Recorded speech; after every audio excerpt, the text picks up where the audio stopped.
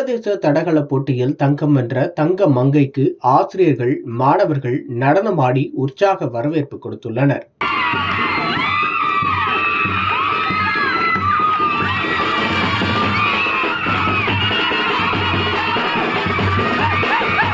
விழுப்புரம் மாவட்டத்தைச் சேர்ந்த சுபஸ்ரீ என்ற காது மற்றும் வாய் பேச முடியாத மாற்றுத்திறனாளி மாணவி சர்வதேச தடகள போட்டியில் தங்கம் வென்றுள்ளார்.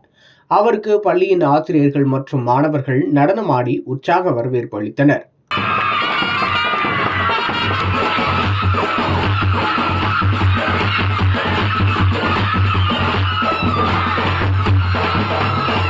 இவர் ஏற்கனவே மத்திய பிரதேசம் இந்தூரில் நடைபெற்ற தேசிய தடகள போட்டியில் 100 மீட்டர், 200 மீட்டர், 400 மீட்டர் தொடர் ஓட்ட பந்தயத்தில் தங்க பதக்கங்களை அள்ளி குவித்தார். அதனைத் தொடர்ந்து 2023ஆம் ஆண்டு சென்னையில் நடந்த சிஎம் டிராபி தடகள போட்டியில் 100 மீட்டர் ஓட்ட பந்தயத்தில் 3ஆம் இடம் பிடித்து 50,000 பரிசு தொகை பெற்றார்.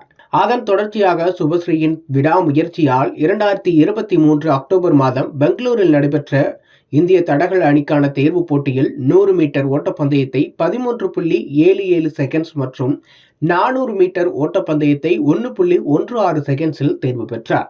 இதன் தொடர்ச்சியாக சர்வதேச அளவில் வெற்றி பெற வேண்டுமென கடுமையாக பயிற்சியில் ஈடுபட்டு வந்தார்.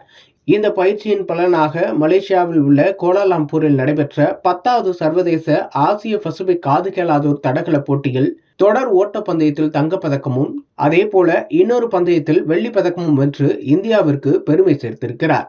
இவரது வெற்றியை வரவேற்கும் விதமாக மாணவர்களும் பள்ளி ஆசிரியர்களும் உற்சாக நடனமாடி மலர் தூவி இவரை வரவேற்றனர்.